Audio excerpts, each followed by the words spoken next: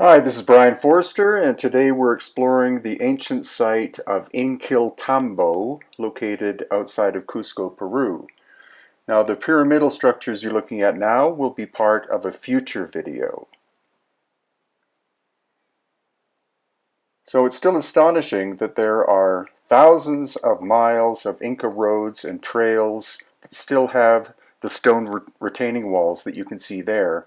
And on this day, we were very fortunate to have Dr. Teo Paredes as our guide. He's an absolute expert of the area.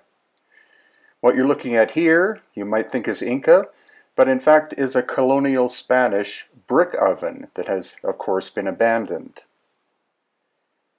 But where we have set our sights on is Inkilltambo, and unfortunately I was not able to get the proper translation.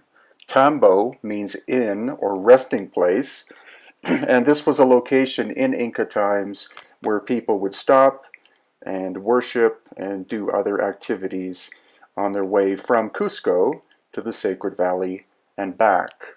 This is the site of Inkilltambo. And what's intriguing about it is a combination of Inca and much, much older megalithic work, which we are going to see. And the site has been beautifully restored and maintained by the Peruvian government quite recently at the cost of more than $1 million. So it's wonderful that they have spent this much time and effort on a site that probably 10 to 15 people visit per day. So here we are crossing over a little wooden bridge, which of course would have been a wooden bridge as well during Inca times. And we're going to be looking at some very rough Inca stonework, some very fine Inca stonework, and some mysterious megalithic work, which, as I said, is clearly much, much older than the Inca. So here you get a sense of scale of Inkilltambo. Lots and lots of agricultural terracing, so it was able to accompany or accommodate quite a number of people on their journey from Cusco to the Sacred Valley and back, and it was a major center during Inca times. Of course, my personal interest, aside from loving Inca work, are the megalithic structures that we find at many of the Inca locations.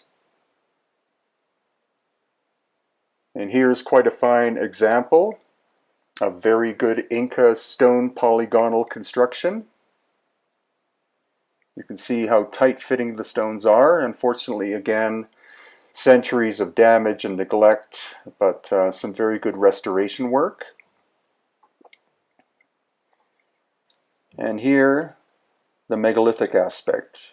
I'm able to actually walk into this channel at least 30 feet inside, and there are two interesting chambers at the end, one on the left side, one on the right side, that are very resonant in nature. So it would appear that the original function of this, whoever it was who made megalithic work like that, which we don't know, was vibrational or acoustic in nature.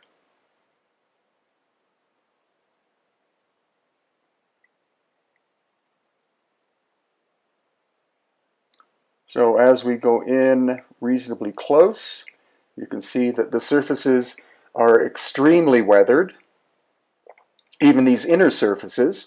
So that tells us that they are very, very ancient, and so much erosion that there, excuse me, very little sign of tool marks. But upon closer examination, after we have this view here, we're going to see, in fact, that there are tool marks, or at least this is a great example of a polished surface, which I'm going to put my finger up against to show you a sense of scale. This vertical surface, narrow though it is much more highly polished and is slightly deeper than the surrounding surfaces. So this clearly is evidence of some kind of ancient machine technology being involved.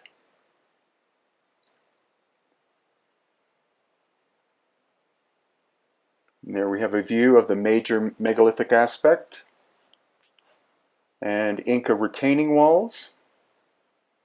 And at one time, this entire valley, stretching for miles, was terraced by the Inca. Unfortunately, once again, due to time and neglect, many of the andenes, which are the name of the terraces, have collapsed. But here is another very fine example of Inca craftsmanship.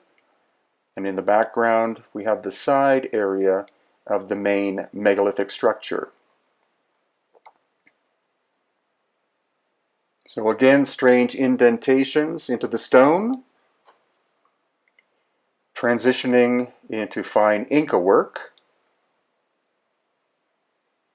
And here again, another great example of Inca craftsmanship, transitioning into the megalithic.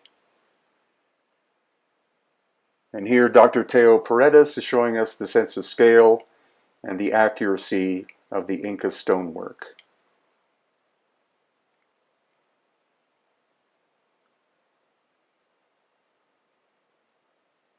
Now around the back side, again we see cut surfaces. You see those major indentations.